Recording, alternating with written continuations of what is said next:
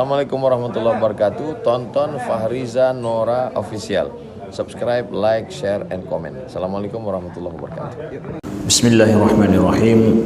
Assalamualaikum warahmatullahi wabarakatuh. Alhamdulillahi rabbil alamin. Nahmaduhu wa nasta'inuhu wa nastaghfiruhu wa nastahdihi. ونعوذ بالله من شرور أنفسنا ومن سيئات أعمالنا من يهده الله فلا مضل له ومن يضلل فلا هادي له أشهد أن لا إله إلا الله وحده لا شريك له وأشهد أن محمدا عبده ورسوله اللهم صل وسلم وبارك على سيدنا محمد وعلى آله وصحبه وسلم سبحانك لا علم لنا إلا ما علمتنا إنك أنت العليم الحكيم اللهم علمنا ما ينفعنا وانفعنا بما علمتنا وزدنا علما ربنا إننا آمنا فاغفر لنا ذنوبنا وقنا عذاب النار أما بعد أحبتي في الله saudaraku seiman dan seakidah jamaah salat subuh Masjid Baitur Rahman Lok Semawe yang dimuliakan Allah. Alhamdulillah kita masuk hari Tasu'a pada hari ini ya, mudah-mudahan siapa yang Allah berikan kemudahan untuk berpuasa, Allah berikan taufik bisa berpuasa secara lengkap sempurna, dan juga besok kita masuk hari Ashura insyaallah taala. Mudah-mudahan kita bisa istiqamah menjaga bisa berpuasa sampai esok hari insyaallah taala. Kemudian sama-sama kita meniatkan untuk i'tikaf di masjid. Kita menunggu salat syuruk, niatkan menunggu salat syuruk, dan juga kita meniatkan menuntut ilmu. InsyaAllah dengan banyaknya niat kita ini, pahala juga akan kita dapatkan sesuai dengan banyaknya niat yang kita niatkan, yang semuanya mudah-mudahan bernilai kebaikan di sisi Allah Subhanahu wa ta'ala. Jadi hari ke-9 daripada bulan Muharram yang merupakan bulan pertama di dalam perhitungan ya, bulan Islam, dan sebenarnya ya, perhitungan hari itu dan perhitungan tahun itu ya, dalam agama kita dan di sisi Allah juga itu adalah melihat kepada perhitungan peredaran bulan itu sendiri. Melihat umur seseorang itu juga dilihat kepada berapa sudah umurnya, dihitung dengan peredaran bulan itu sendiri. Buktinya mana? Buktinya Allah mengatakan yas'alunaka 'anil ahillah qul hiya mawaqitu linnas. Mereka bertanya kepadamu wahai Muhammad tentang hilal itu, katakan hiya mawaqitu linnas, sesungguhnya itu adalah pewaktu bagi manusia. Jadi kita menghitung setahun 12 bulan 12 kali hilal itu nampak, kita katakan setahun. Kenapa kita katakan setahun kok enggak 13, 14 kali atau 20 kali atau 10 kali? Karena iddatasy syuhuri 'indallahi 12 syahra. Sesungguhnya iddatasy syuhur, jumlah daripada syuhur bulan-bulan di sisi Allah itu adalah 12 bulan saja. Nah, sampai dalam bahasa Melayu, bahasa kita juga 30 hari atau 29 hari itu kita katakan 1 bulan.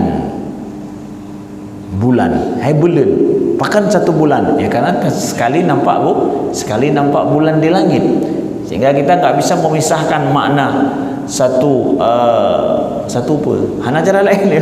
Memang 1 bulan ya, melihat bulan ya. Sedangkan yang memakai Januari, Juli, Agustus, lihat apa itu? Ya, melihat matahari, tapi 30 harinya itu ya kembali kepada peredaran matahari. Kalau ini jelas 29 hari atau 30 hari jelas melihat kepada peredaran bulan. Nah, jadi kami ingin sampaikan di awal apa, bahwa ya kalaulah agama kita ini berpijak melihat kepada penanggalan hijriah ya, penanggalan hijriah, maka jangan kita tinggalkan penanggalan hijriah dalam kehidupan kita sehari-hari, karena di situ ada urusan ibadah kita. Ada banyak urusan ibadah kita. Kita hari ini, siapa bilang hari ini adalah hari puasa 9? 9 itu Tasu'a atau Asyura, karena kita mengingat pada bulan Muharram. Tapi kalau pikiran kita hanya kembali kepada bulan, misalkan ya hari ini sama dengan berapa, 27 Juli, itu enggak terbayang apa-apa. 27 Juli urangnya hanya terbayang siapa pihron. Tapi pada saat 9 Muharram, Muharram kan puasa ya. 10 Muharram puasa, teringat kepada ibadah. Maka salah satu daripada kesalahan kita kalau kita melupakan penanggalan ini dalam kehidupan kita sehari-hari. Itu salah. Maka kami menginformasikan bagus masjid-masjid itu kalau mau cetak kalender di 1 Muharram. Ya, bagikan kalender gratis 1 Muharram. Begitu juga yang buat toko mau buat tahun baru, biasakan kita mencetaknya Muharram. Biarkan yang nampak tanggal besar itu adalah tanggal Hijriah, yang kecil itu tanggal Masehi. Nyohana tamita bulan Muharram tu sah taglib. Nyo tangai pedum nyo, tangai taglib. Dumna hana mendum, kagu pegak hana ikhlas dah berat. Karena ubi dah tulis dah. Begitu sansang hana penting. Lehnya pui miyuk pui yatu ya. Enggak ada masalah, ada kalender itu juga yang kita populerkan. Ya. Kita yang punya toko punya itu ya tabuh tanggai, tabuh nyantanyo. Hana masalah ya. Tapegat promosi toko kita juga hana masalah, nebuh misalnya toko ron nebegat kalender you cetak bulan Muharram, silahkan ya. Munya bulan Januari ada hanan pegat ron ramai urang pegat ya. Hana mencih rondo nak pegat urang masjid pegat, gok pi pegat cik ya. Tapi kitanya yang masjid populerkan itu. Nah, kami mengharapkan hikmah itu mohon kita ini seperti itu. Kemudian ada satu lagi untuk mengingatkan kita akan bulan Muharram atau bulan Hijriah ini sehari-hari, baik sampai masyarakat kita ini lupa, adalah dengan cara apa? Bagi bapak-bapak yang memiliki karyawan tempat usaha sendiri, ada orang kerja sendiri, bagus kalau seandainya kasih gaji mereka di awal bulan Hijriah, bulan-bulan Hijriah ini. 1 Muharram gaji baru, tambah gaji. Penggajiannya itu 1 Muharram, kemudian 1 Safar, 1 Zulkaidah menan. Gaji kita berikan pada saat itu. Nyan hantua pasti bulannya. Ya, pasti enggak akan lupa bulan Hijriah. Berhitung nyo pada kaitan mengpadu Muharram yo kabeh penganai tamang bulan baru ana. Nyan orang akan pasti ingat pakan gaji tamang Pak. Kan 1 Juli tengku, kan 1 Agustus besit. Ya, 1 Hijriah. Bagi yang kita bisa mengatur sendiri, enggak ada urusan dengan yang lain. Bagus kita berikan itu. Untuk apa? Mengingatkan itu juga sehingga itu melawan lupa. Ya, kami sampaikan ini hikmah di awal tentang Hijriah, hal-hal yang memang itu patut menjadi perhatian kita, karena di sana banyak sejarah kita, banyak ibadah kita, dan umur kita juga itu ditentukan dengan hilal di sisi Allah Subhanahu wa taala. Zakat kita juga kita keluarkan dengan Hijriah itu sendiri. Ya. Jadi Hijriah lah kalau mau keluarkan 2,5% itu adalah memakai penanggalan Hijriah. Setahun Hijriah itu 2,5%. Tapi kalau setahun Masehi kita keluarkan zakat, misalkan kita keluarkan zakat setiap 1 Januari, setiap 1 Agustus, maka itu bukan 2,5%, tapi 2,75%. Karena jumlah hari daripada Masehi itu lebih banyak daripada hari bulan tahun Hijriah. Jadi dia enggak 2,5% tepat. Nah, jadi kalau 2,5% zakat mal kita itu dari mengingat melihat kepada dapat terbit setiap awal Muharram atau 1 Safar atau 1 Jumadil Awal, begitulah. Itu ya 2,5% karena patokannya kepada itu ya.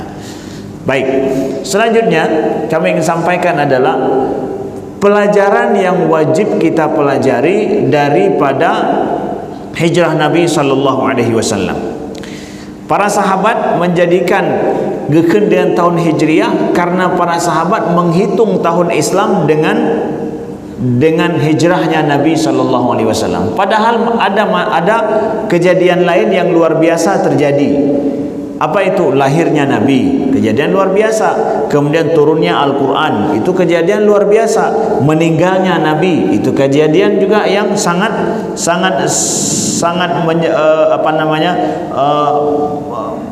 menjadi pengingat bagi para sahabat. Tetapi para sahabat berijtihad untuk mengambil bukan lahirnya Nabi, bukan meninggalnya Nabi, bukan juga turunnya Al-Quran, tapi kejadian yang dijadikan topik daripada tahun penanggalan Islam itu justru hijrah Nabi. Ini ijtihad para sahabat, sehingga sepakat para sahabat inilah yang kita jadikan sebagai ini. Artinya apa? Para sahabat ingin mengatakan kepada kita, wahai kalian umat Islam, umat Nabi, setiap 12 bulan itu kalian ingat kembali kepada bagaimana terjadinya bukan lahirnya Nabi, bukan meninggalnya Nabi, tetapi ingat akan bagaimana proses hijrah Nabi sallallahu alaihi wasallam. Setiap 12 bulan kita ingat lagi akan itu. Jadi generasi ke generasi terus dipesankan oleh para sahabat untuk ingat kembali akan proses hijrah Nabi sallallahu alaihi wasallam. Nah, di dalam proses hijrah Nabi inilah kita belajar bagi siapapun yang ingin untuk membela agama Islam, membela Allah, membela Al-Quran dan Sunnah Nabi, membela perubahan yang lebih baik, mesti kita mengambil pelajaran dari ini semua. Dari ini semua. Mari kita lihat beberapa poin penting. Kami enggak menceritakan secara detail daripada hijrah Nabi, tapi kita akan lihat poin-poin penting daripada kisah hijrah beliau, yang itu ternyata adalah merupakan pelajaran bagi kita sampai hari ini. Karena poinnya, semua yang terjadi dengan Nabi itu adalah merupakan didesain oleh Allah Subhanahu wa taala, karena Nabi menjadi teladan bagi kita, maka apa yang terjadi dalam step by step, langkah-langkah kehidupan beliau itu pelajaran semua bagi kita, umatnya. Kita lihat dengan sebuah pertanyaan. Rasulullah sallallahu alaihi wasallam ketika beliau di Mekah, apakah beliau nampak lemah? Tidak. Nampak lemah enggak Nabi? Ketika Nabi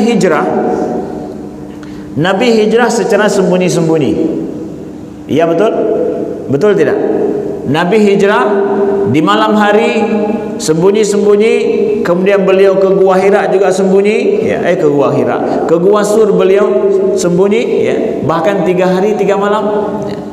Sedangkan Umar bin Khattab radhiyallahu an, beliau berhijrah sembunyi-sembunyi atau di siang hari, di siang bolong, menantang orang kafir Quraisy atau tidak? Menantang orang kafir Quraisy. Sedangkan Nabi berhijrah beliau di tengah malam, sembunyi-sembunyi lagi. Maka punya dah pegah misa sober. Misa dah pegah. Punya beha nak tanya, mentau beha dah. Ketika kita sampai ke sini, pahamlah kita, ini pernah hai. Kenapa begitu? Memangnya Nabi enggak sanggup untuk misalkan berhijrah secara seperti Umar bin Khattab, jalan di depan orang kafir langsung? Ya. Bukankah Allah pasti akan menolong? Bukankah Allah, Nabi keluar dari dalam rumah itu enggak terlihat sama orang Quraisy pun? Kalau begitu jalan di depan mana saya bisa? Kenapa? Tapi proses hijrah Nabi itu nampak seperti Nabi lemah, sedangkan Umar kuat. Nah, ini pelajaran penting. Kenapa? Rasulullah sallallahu alaihi wasallam di dalam menjalankan, di dalam menyelesaikan masalah hidup yang beliau hadapi, itu adalah menyelesaikan sebagaimana sunnatullah bagi siapa saja mereka yang merasa lemah. Semua kita ada yang bilang mandum jadi tanya ngino. Urun do nak tegak apa lemah. So yang pegah yang sebeh dro pegah tegak tau. Hanam tido. Tapi yang pegah urun do lemah mandumnya. Debu. So yang beh pegah lun tegak lun kha. Nah yang beh tegak mana? Hana. Tapi yang mengatakan saya lemah, saya tidak kuat, saya tidak berani, itu semua kita begitu.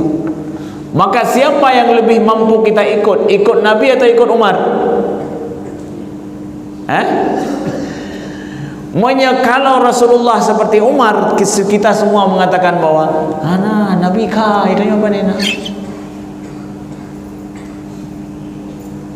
Maka Nabi beliau berhijrah proses seperti itu adalah pertama menunjukkan bahwa siapa saja kita selaku orang lemah bisa mengikuti Nabi. Nabi juga menyelesaikan masalah hidup beliau dengan selaku orang yang lemah. Maka enggak ada dalih bagi kita mengatakan bahwa saya enggak bisa ikut Nabi karena saya bukan orang yang kuat seperti Nabi.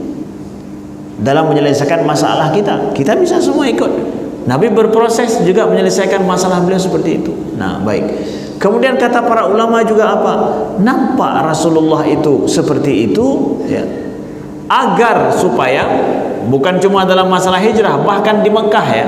Di Mekah Rasulullah dalam berdakwah adalah berdakwah yang mengikuti beliau orang lemah, orang miskin, orang yang enggak punya apa-apa, kebanyakannya, enggak semua. Abu Bakar orang kuat, orang punya uang, Utsman bin Affan kuat dan punya uang, ya. Tapi kebanyakan yang lain adalah orang miskin, orang lemah, ya. Kenapa demikian, Ustaz? Karena Islam ini orang yang masuk ke dalam agama Islam itu adalah mereka yang memang masuk karena sukarela mereka tanpa paksaan. Kalau seandainya Islam yang tamang urang kakak, urang tega-tega, maka urang lain tamang Islam karena terpaksa. Gepaksa linyo hanlun tamang anu hati lun. Ya, andaikan misalkan seperti Umar bin Khattab semuanya yang masuk ke dalam Islam dan beliau punya lamit-lamit yang maka gepaksa lamit-lamit kenyan untuk tamang Islam. Jadi akan ramailah masuk Islam karena terpaksa. Tetapi sekarang yang masuk Islam sedari awal di Mekah itu adalah orang yang lemah-lemah. Mana orang lemah tamang Islam? Ya. Enggak ada yang memaksa mereka. Mereka lillahi ta'ala. Enggak nampak Rasulullah juga begitu. Rasulullah adalah tidak memaksa sama sekali. Kalau Rasulullah orang yang kuat ditakuti, ya, ditakuti oleh banyak orang, maka akan ramai yang masuk Islam karena ke Nabi. Karena apa kan? Nabi urun ka tegak, ya, dari sisi bahwa han tatamong maka katanya han selamat, ya. Maka di sini hikmah paling besar. Islam ini dimulai dengan orang-orang yang lemah. Bahwa di sana Nabi mengajarkan selaku kita hamba Allah yang lemah, bagaimana menyelesaikan masalah hidup kita. Bisa. Mungkinkah kita akan menang ditolong Allah sedangkan kita orang yang lemah? Yang lemah kita dari sisi bahwa sesuai dengan fitrah kita, sesuai dengan sunnatullah juga. Bisa ditolong, bisa. Bisa kita selesaikan masalah hidup kita, bisa. Nah, ini pesan penting kepada kita yang merasa tunggu, ya, umat Islam hari ini umat yang lemah. Hana tega urang, hana tak jarang-jarang tak cik, ya. Memangnya Islam diutus oleh Allah kepada bangsa yang kuat seperti orang Romawi pada saat itu. Memangnya Islam diutus oleh Allah kepada orang-orang yang cerdas. Enggak, justru Islam menjadikan orang yang lemah menjadi kuat, orang yang jahil menjadi pintar. Di sini yang boleh hidup. Di situ perlu kita paham. Islam yang merubah itu semua. Baik, lalu kemudian kita lihat bagaimana Rasulullah sallallahu alaihi wasallam beliau berhijrah di Gua Sur. Ketika sampai di Gua Sur, beliau bersembunyi di sana. Selama beliau bersembunyi di sana, ya, Madinah itu menuju arah utara, Nabi pergi ke arah selatan. Ya. Beliau selama 3 hari 3 malam di sana. Kenapa? Karena supaya dalam perkiraan orang kafir Quraisy kalau tidak mendapatkan Nabi SAW, maka itu mereka untuk mencari Nabi di rumah untuk mereka sweeping kota Mekah dan seluruh areal di luar kota Mekah, itu perlu waktu semuanya 3 hari 3 malam lah. Perkiraannya begitu. Maka kalau habis mereka sweeping gak dapat Nabi, maka setelah itu mereka pasti akan balik kembali ke Mekah, putus asa. Di saat mereka balik semua ke Mekah, baru Nabi akan keluar. Kalau Nabi keluar di hari kedua, maka kemungkinan mereka masih banyak yang berkeliaran di luar. Ya minta kene be umpaka andre. Nyo menyakal heuro, hanai tho jali, nyo pasti kaiwo. Ya, sehingga Nabi keluar nanti aman di jalan. Begitulah istilahnya. Lalu kemudian Nabi suruh Abdullah ibnu Abi Bakar, kemudian Nabi suruh Asma bintu Abi Bakar. Itu semua disuruh oleh Nabi untuk membawakan informasi pergerakan tentara Quraisy setiap hari, dan Asma juga bertugas untuk membawakan makanan kepada Nabi. Bukan cuma dibawakan makanan untuk makan hari-hari, ya kan? Makanan juga untuk persiapan keberangkatan ke Madinah yang Nabi tempuh selama 8 hari. Dan jauh jarak tempuh itu di jalur pantai yang Nabi ambil itu sekitar 380 sekian kilometer. 380 sekian kilometer. Itu jalur laut yang Nabi ambil. Nah, jadi selama itu, kemudian Nabi suruh juga siapa?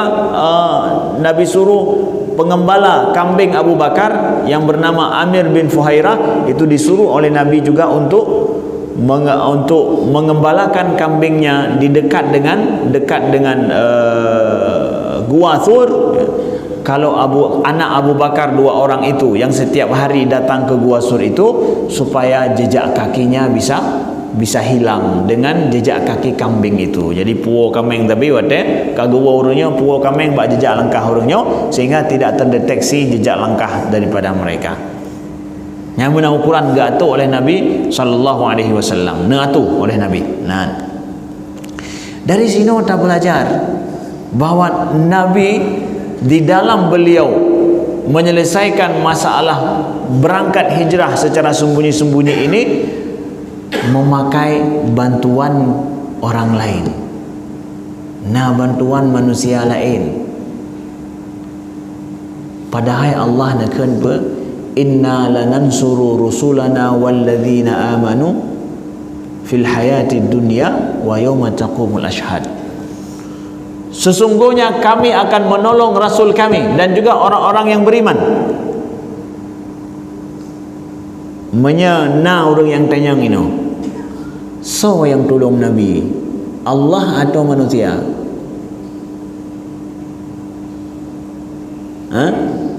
Menyena yang tanya nyan galon, so yang tolong Nabi, Allah atau manusia?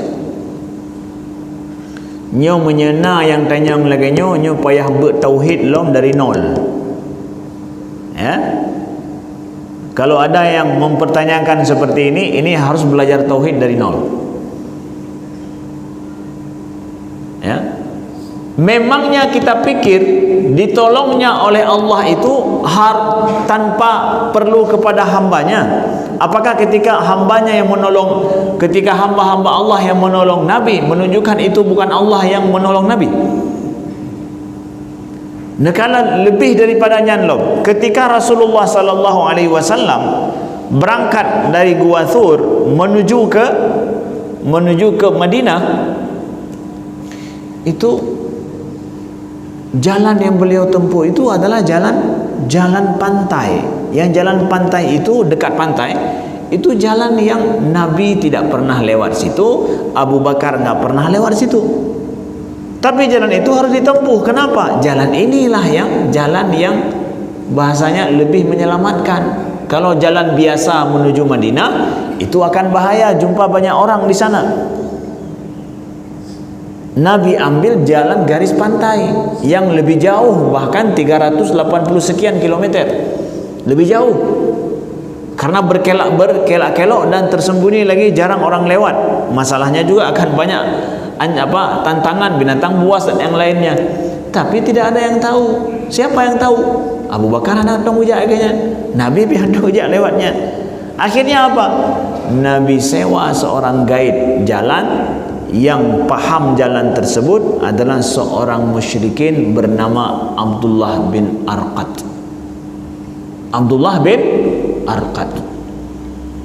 Walaupun namanya Abdullah, tapi dia bukan orang Muslim pada saat itu, masih musyrik pada saat itu. Tapi dia bahasa katanya orang profesional. Asal saya belanja, saya peng, habis cerita. Ya, aman di jalan, karena masalah apa? Nah, maka Nabi ambillah, Nabi sewa dia dengan harga yang mahal bersama Abu Bakar demi untuk menggait itu. Ya, ini ada tanya yang long, manjit dah lagi tolong buat orang kafir tunggu. Apakah boleh kita menyewa, meng-hire orang kafir demi untuk sampainya tujuan mulia kita dan dia tidak mencelakakan kita? Boleh tidak dalam menolong agama Allah?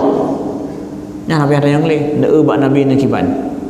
Ketika tidak ada profesional daripada orang Muslim yang mampu, maka silahkan langsung ambil, walaupun orang bukan Muslim sekalipun, silahkan hire, silahkan kita sewa, silahkan kita gaji demi untuk menyelesaikan masalah kita.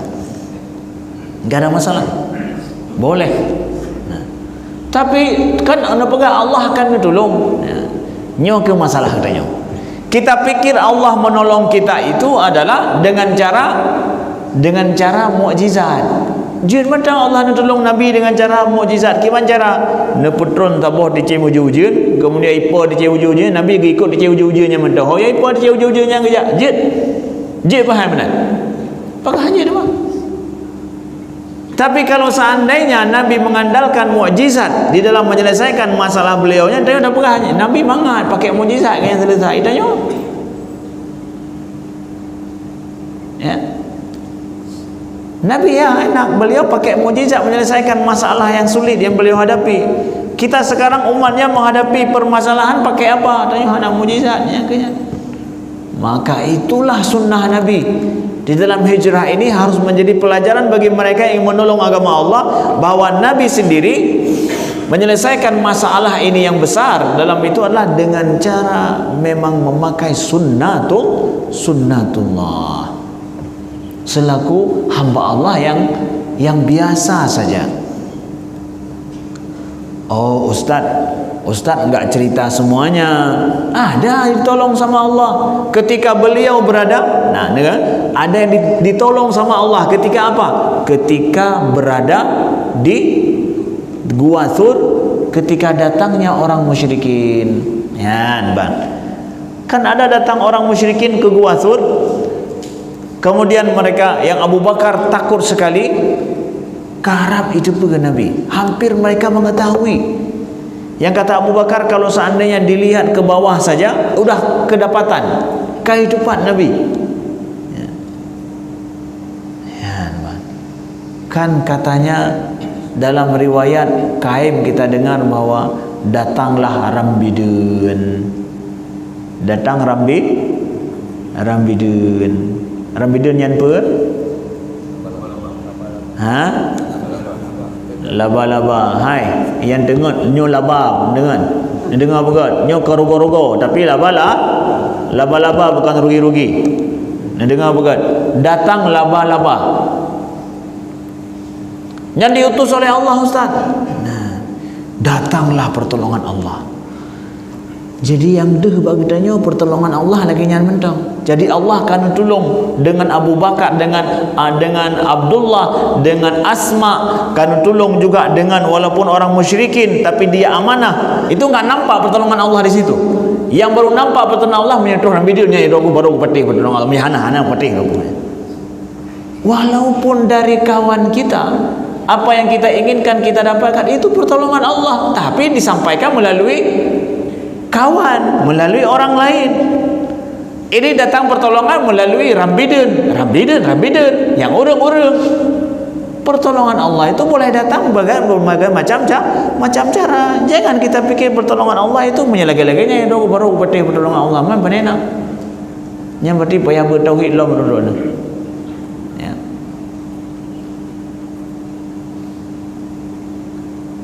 Orang-orang yang berjuang demi agama Allah harus banyak belajar dari sini. Maka pada saat kemudian, ya betul, misalkan datangnya laba-laba, ya. Nabi di dalam gua bersama Abu Bakar khawatir, takut sekali. Ya Allah, abadikan ini ya di dalam Al-Quran, illa tansuruhu faqad nasarahullah idh akhrajahu alladhina kafaru thaniya ithnaini idh huma fil ghar idh yaqulu li sahibihi la tahzan innallaha ma'ana fa'anzalallahu sakinatahu alaihi wa ayyadahu bijunudin lam tarawha wa ja'ala kalimatal ladhina kafaru sufla wa kalimatullahi al-ulya wallahu azizun hakim. Maka dalam kondisi yang seperti itu Nabi mengatakan kepada Abu Bakar, la tahzan, jangan engkau bersedih, innallaha ma'ana, jangan engkau bersedih, sesungguhnya Allah bersama kita. Abu Bakar yang khawatir dan takut, Nabi yang tenang dan tersenyum mengatakan, la tahzan, jangan engkau bersedih, Allah bersama dengan kita. Pertanyaannya, kok santai sekali Nabi mengatakan itu? Kenapa enggak innallaha ma'ana dari rumah ke innallaha ma'ana laju tajak buat jalan, hana payah tom-tom. Ya, enggak perlu sembunyi, jalan terus kita di jalan, innallaha ma'ana. Abu Bakar kena ya tu, atu unta kena, duit dekat lon, innallaha ma'ana. Berangkat laju hana salah. Bahkan mungkin dah dengar cerita bahawa nya mumak jarolon pet mata, pet bela-bela. Yang ndruk watai nya punya pet watai pet mata berangkat laju kat Madinah. Kena cerita mesti dengar yang gemak bajaro yang gepet mata bang geblet mata ada dalam laut Omar ada dalam laut gara-gara geblet mata. Ya, cerita lagi yang itu.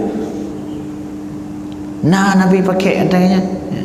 Tapi innallaha ma'ana di dalam persembunyian setelah semua usaha Nabi lakukan semua itu.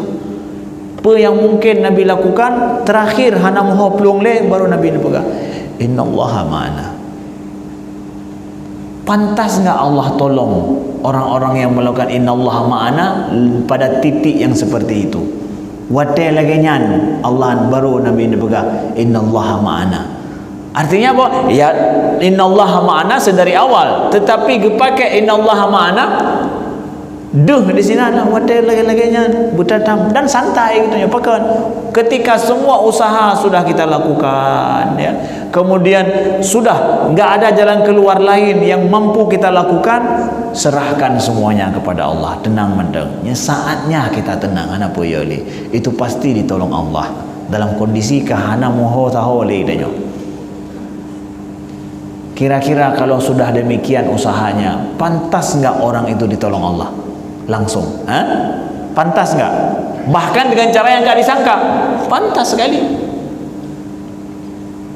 Maka jangan kita pakai innallaha ma'ana untuk tatuk tanya berero tu. Inna tenang mentang innallaha ma'ana. Bu tak petan lo. Ya. Tak pun hana tak apa. Tapi kada pegang innallaha ma'ana tenang mentang. Innallaha ma'ana. Kalau kita pakai innallaha ma'ana lagi Nabi pakai bab tempatnya, Allah akan bantu dengan cara jelas. Nah, maka bagi siapa saja yang berjuang dalam dunia ini lillahi ta'ala, demi Allah, dalam perjuangan Islam, sesungguhnya Allah akan menolong. Allah akan menolong. Pertolongan Allah itu boleh datang melalui banyak macam cara. Melalui usaha kita. Pada saat nanti kita usaha yang keras, usaha yang rajin, ternyata mentok juga, hana dadoha pelung le, tenang, jangan putus asa. Itulah orang mukmin. Akai orang mukmin lebih daripada akai orang kafir. Orang kafir akalnya pada saat semua sudah dia rancang, kemudian terjadi di luar daripada apa yang dia perkirakan, itu mereka putus asa. Orang mukmin enggak? Ketika terjadi di luar daripada yang mereka pikirkan, saatnya mereka tersenyum. Inilah saatnya kita menantikan Allah akan bilang apa kepada kita, Allah akan lakukan apa kepada kita. Saatnya mereka tersenyum. Bukan putus asa, kita sedang menanti Allah akan memberikan apa untuk kita. Ya.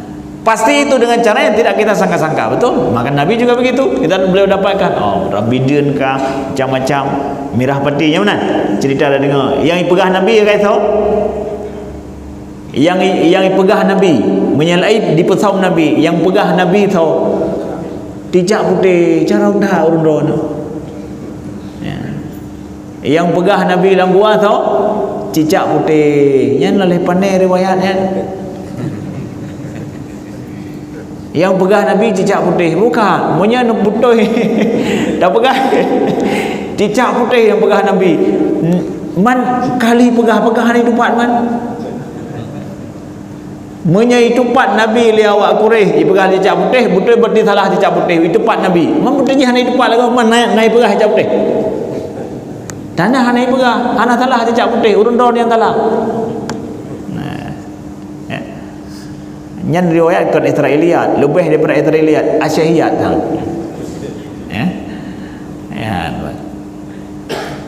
Menan syaitanun yang dimuliakan Allah, ya. Nah, kita lihat. Kemudian takalon Nabi sudah membayar mahal. Siapa? Abdullah bin Arqad melalui jalan yang tersembunyi lagi. Tetapi kan di situ akhirnya beliau melewati jalan tersebut. Ada enggak yang mengetahui dan mengejar Nabi di jalan yang tersembunyi itu, jalan yang jarang sekali orang pakai untuk pergi ke Madinah? Nah, yang lihat Nabi, Inna yang taya Nabi, ada yang mengetahui Nabi lewat jalan situ? Ada akhirnya. Walaupun Nabi bersembunyi di dalam gua Thur, hampir-hampir diketahui, ada hampir-hampir mereka ketahui. Lewat jalan tersembunyi juga ada yang mengetahui. Siapa? Surakah. Surakah. Pada saat orang kafir Quraisy di Mekah sudah putus asa, awaknya engkah hana kabeh sweeping bantabonyan, sweeping 3 hari 3 malam mereka sweeping, enggak dapat. Tahu sweeping? Tahu enggak sweeping? Ini bahasa Inggris, bahasa Amerika.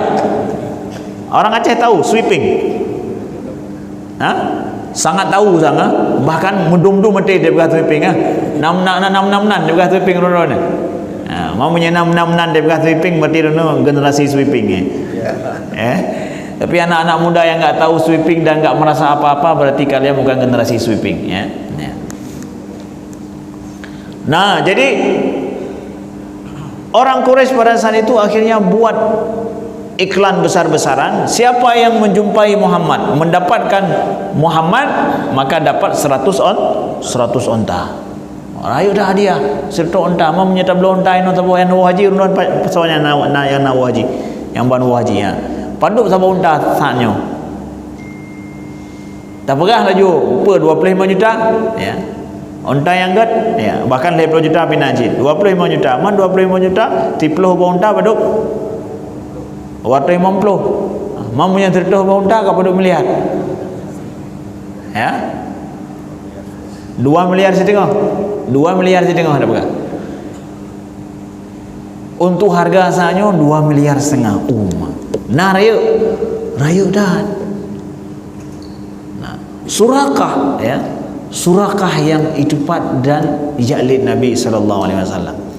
Leh Nabi bahasa gedaya geilah daya ke pemensondro ke dempa kabeh peng belanja long ke untuk ke sewa urang lewat jalan yang enggak biasa. Nah, ketahuan juga sama Surakah. Nah, Surakah mengejar Nabi dan Abu Bakar melihat dari belakang ada yang penunggang kuda makin lama nampak titik hitam. Beliau lihat nampak titik hitam, tapi titik hitam bergerak karena saking jauhnya bergerak terus. Kaya beliau nyosang lagi orang yang lihat Abu Bakar gejak dari likut. Nabi ejak ke Abu Bakar dari belakang. Ya, kanan kiri. Kenapa? Kalau Nabi dipanah dari belakang, kalaulah betul itu jangan sampai kena Nabi. Ya, kasusah. Nah, ternyata makin lama makin mendekat terus. Makin rayut titik hitamnya deh je memang lagi urang, memang betul urang. Ternyata betul mengikuti Nabi dan yaklid Nabi. Sedangkan Nabi dengan Abu Bakar memakai unta. Mangan dengan kuda, pandai hati pelung nama. Ya. Nah, disitulah Nabi berdoa, mengangkat tangan. Ya Allah, lindungilah kami dengan cara yang Engkau kehendaki dan dengan siapa yang Engkau kehendaki. Ya. Geling palit Nabi sallallahu alaihi wasallam. Ya.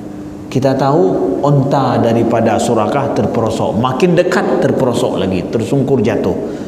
Begitu bangun untanya, begitu bangun kudanya terperosok lagi, jatuh lagi. Semakin mendekat dia, semakin kudanya enggak bisa jalan. Itu pertolongan Allah bukan? Itu pertolongan Allah. Yang ada gaib yang aman juga pertolongan Allah. Gaib yang aman bagi Nabi itu pertolongan Allah. Yang begini juga pertolongan Allah. Bedantang lagi nyomantang pertolongan Allah, menyebunuh golom. Pertolongan Allah juga ya. Terperosok untanya. Pantas enggak Allah menolong Nabi sampai seperti itu?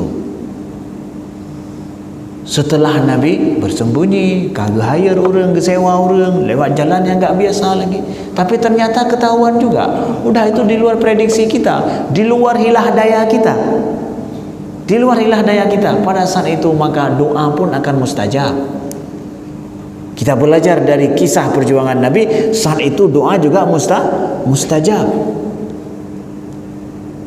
Kenapa Ustaz berani bila doa mustajab? Kita disuruh ikut Nabi. Nabi kita lihat doa beliau mustajab. Dalam kondisi seperti itu sudah mustajab. Kita juga dalam perjuangan kita membela agama Allah, hari ini juga kalau dalam kondisi kita berusaha dengan baik, pada saat di luar daripada prediksi terjadi, maka doa kita insya Allah mustajab pada saat itu. Dan Allah boleh menolong dengan cara yang tidak kita sangka-sangka. Nah, ini pelajaran besar kita dapatkan dari Rasulullah sallallahu alaihi wasallam yang menjadi pedoman hidup kita. Lalu apa kata Nabi kepada Surakah? Surakah akhirnya angkat bendera putih. Akhirnya bawa kata Surakah, alimtu annahu mamnu. Lon tepu akhirnya bahawa nabinya gelindungi, ada yang melindunginya, kata Surakah. Dia pun akhirnya ingin menjumpai Nabi, tapi dia tidak berjanji tidak akan mengapa-apakan Nabi. Ya, hanya ingin ngomong saja. Nah, akhirnya Nabi pun berhenti dan bicara dengan Surakah. Nah, nyoka lain cerita. Karena apa kan? Nyoka Surakah sudah menyerah. Dia tahu bahwa ini Nabi memang, enggak sembarangan orang. Nah, Nabi suruh kepada Surakah, ya Surakah, aslim, Islam. Wahai Surakah, masuklah Islam, engkau akan selamat. Masuklah Islam, engkau akan selamat. Ya. Kan Surakah sebagai orang yang kalah di situ kan, orang yang kalah dan mengetahui ini Nabi bukan orang biasa. Surakah tidak mau masuk Islam. Padahal Abu Bakar gecok puding tamu kata bang itu lambahan. Kejut nah. Hai dengan dua Nabi dua kan dua gaji kamu menyerah apa lo ya. Kata bang itu lambahan muhan habis ke. Ya. Kejut bentar. Tapi dia tidak mau masuk Islam. Cuma dia berjanji dia tidak akan memerangi Nabi bersama dengan orang Quraisy. Saya tidak akan ikut untuk memerangimu wahai Muhammad. Ya, Nabi begah. Nabi pun ambil janji daripada Surakah. Okey, kamu enggak mau masuk Islam, tapi kamu enggak akan berkoalisi dengan orang Quraisy memerangi kami. Ya, cukup. Nabi enggak memaksa dia masuk Islam. Karena iman agama itu enggak bisa dipaksa. Seandainya agama ini boleh dipaksa, maka pakai puding dengan Abu Bakar. Ya, hang kata mu itulah mabih itu. Ana to kalon ya. Bisa saja, enggak bisa, agama enggak bisa dipaksa. Bahkan Nabi katakan, wahai Surakah, mau tidak engkau memakai baju kebesaran Raja Kisra, yaitu penguasa Persia, mau tidak engkau pakai baju itu?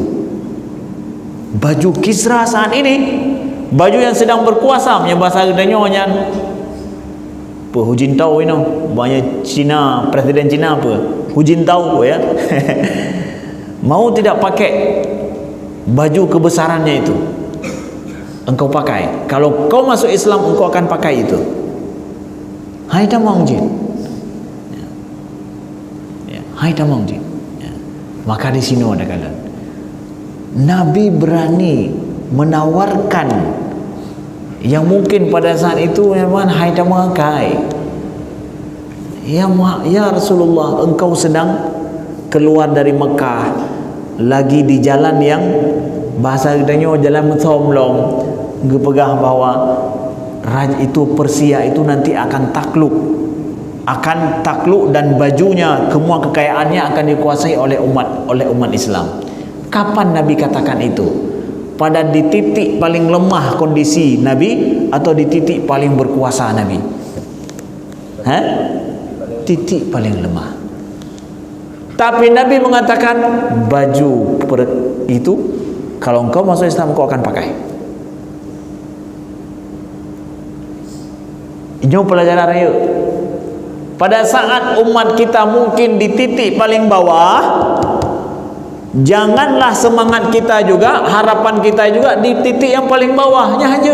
Nya abeh katanya umat Nabi nya. Menggulung katanya mendung. Tapi gimana juga, walaupun kita berada di titik yang paling bawah, tapi harapan kita harus ada di titik yang paling tinggi, titik yang paling atas, paling tinggi. Itu wajib kita ajarkan kepada anak-anak kita. Walaupun mungkin engkau melihat ayahmu hari ini seperti ini, tapi kamu bisa seperti itu nanti. Itu kita ajarkan pada generasi kita. Mungkin kalian melihat hari ini orang-orang Islam banyak yang miskin-miskin, keterbelakangan secara teknologi, nggak banyak orang kaya. Tapi anakku, cucuku, kalian akan melihat engkau masih hidup nanti, yang kaya raya itu orang-orang Muslim, yang hebat-hebat itu dan cerdas-cerdas itu, pencipta, inventor sana sini itu orang Muslim. Engkau akan lihat. Dan mungkin daripada keluarga kita akan ada nanti. Tanamkan itu kepada anak-anak kita. Orang yang membela agama Allah itu, kalau semangat di dalam diri orang yang membela agama Allah aja udah enggak ada harapan baik, gimana di luar? Bagaimana dengan yang lain? Nah, ini pelajaran penting. Lalu, apakah terjadi enggak harapan Nabi ini? Wafat Nabi SAW, apakah Persia itu runtuh, dikuasai oleh umat Islam? Enggak. Sampai Nabi wafat, Persia masih kuat, Romawi masih kuat. Tapi takdir Allah pada masa khilafah Umar bin Khattab, ya, pada saat terjadi pertama adalah perang Al-Qadisiyah menang, yang dipimpin oleh Sa'ad bin Abi Waqqas. Menang Al-Qadisiyah. Qadisiyah menang, itu adalah Irak dikuasai, pintu untuk menguasai Madain. Madain itulah ibu kotanya Persia. Tidak lama setelah itu, ya, masa Umar bin Khattab, runtuhlah, dikuasailah kerajaan Persia oleh Umar bin Khattab pada saat itu menjadi khalifah.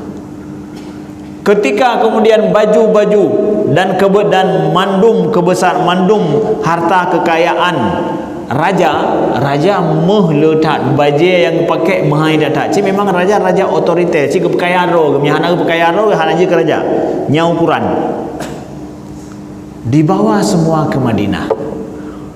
Yang membawanya ini adalah Ali bin Abi Thalib bersama pasukan beliau, pasukan khusus yang harta kekayaannya, ya. Ya, lalu apa yang terjadi? Umar bin Khattab melihat baju kebesaran Raja Persia itu. Siapa yang beliau ingat? Nyandanda, ya. Siapa yang beliau ingat? Beliau panggil Surakah, aina Surakah. Ternyata Surakah sudah masuk Islam. Entah di akhir hidup Nabi, entah juga setelah wafat Nabi. Tapi yang pasti setelah wafat Nabi dia masuk Islam. Apakah beliau masuk Islam sebelum wafat Nabi sedikit atau setelah wafat Nabi, wallahu alam secara pasti. Tapi setelah wafat Nabi beliau sudah masuk Islam. Ya. Dipanggil oleh Umar bin Khattab, aina Surakah, aina Surakah. Di mana Surakah? Di mana Surakah? Ya. Dengan berlinang air mata, Umar bin Khattab memakaikan baju kebesaran itu kepada Surakah dan beliau katakan, ini adalah janji nabimu kepadamu. Ya Surakah, ini janji nabimu kepadamu, pakailah, engkau lah yang paling berhak memakainya. Terjadi tidak? Harapan gad gedanyonya berarti Nabi kan cuma gepegah bak Surakah siro, bak Umar pi gepegah. Padahal Umar hanya ikut bersama dengan Nabi pada saat itu. Abu Bakar menceritakan itu kepada sahabat yang lain, bahwa Nabi menjanjikan itu kepada Surakah. Siapa saja nanti wujudkan janji Nabi itu. Jadi ini perlu kita belajar. Lihat kejadian apa yang Nabi katakan, kejadian. Mungkin rondo nezaknya siro kakek sudah punya cucu. Harapan baik kita itu kasih tahu sama anak dan cucu kita. Kamu akan begini nanti. Kahayana akan menonre. Gata hayana akan menonre. Pegah mana kedanya. Karena mereka nanti akan jadi dalam hidup mereka mewujudkan janji kakeknya. Man menyesandai ditanya, saatnya gada harapan, kita tidak menanamkan harapan baik kepada cucu kita, maka betullah umat Nabi nya muteruk likut. Kita sekarang ya, boleh jadi mungkin masa kita hidup tidak kita melihat mungkin apa yang kita harapkan, enggak ada masalah. Nabi pun enggak melihat kok Persia itu runtuh. Nabi juga enggak melihat kok Romawi itu runtuh. Nabi enggak melihat. Tapi apakah gara-gara hana nekalon ledo berarti umat Nabi hana akan lagi nyan? Bu mencih nekalon ledo nari. Hana mencih, hana masalah, hana masalah. Walaupun kita enggak melihat, yang penting cucu anak kita bisa melihat itu semua. Ya, itu harapan besar. Ya, siapa saja yang ingin menolong agama Allah. Nah, belum mungkin cucu katanya, anak katanya sangat sayang ke katanya, berkat abah katanya, roh taknya udep je sit ingin mewujudkan apa yang dia harap oleh kakek ni, dia buci ni. Ada apa dia? Wallahu a'lam. Ya, ini sedikit pelajaran daripada Nabi, daripada kisah hijrah Rasulullah sallallahu alaihi wasallam. Wallahu a'lam wa nisbatul ilmi ila Islam. Terima kasih. Mudah-mudahan berguna dan bermanfaat. Allah berjumpakan kita lain waktu dan kesempatan, dan jadikan tahun ini insya-Allah tahun yang lebih baik bagi kita ke depan. Kalaulah tahun ini akan ada pemilu ke depan, maka mudah-mudahan dengan tahun ini kita tafaul kebaikan semuanya, bahwa akan ada terpilih di sana nanti orang-orang yang akan memperjuangkan umat ini lillahi ta'ala. Siapa yang akan mampu memperjuangkan umat ini lillahi ta'ala adalah adanya orang-orang yang memilih orang-orang baik juga lillahi ta'ala, kan lil peng-peng. Ya, kan gara-gara peng. Kalau ada di sana nanti insya-Allah masih banyak insya-Allah masyarakat yang masih mampu memilih orang-orang baik lillahi ta'ala menjadi orang jadi pemimpin dan DPR, dari DPRK sampai DPR RI, maka akan ada orang-orang yang akan bicara atas nama Islam, atas nama masyarakat lillahi ta'ala juga. Selama banyak masih masyarakat yang memilih lillahi ta'ala, dan insya-Allah orang Lok Semawe akan membuktikan itu, insya-Allah, dan insya-Allah orang Aceh sendiri akan membuktikan itu. Masih besar harapan kebaikan di umat Nabi sallallahu alaihi wasallam. Sekian, terima kasih. Aku qauli hada wa astaghfirullah li wa lakum. Subhanakallahumma wa bihamdika asyhadu an la ilaha illa anta astaghfiruka wa atubu ilaika. Wassalamualaikum warahmatullahi wabarakatuh.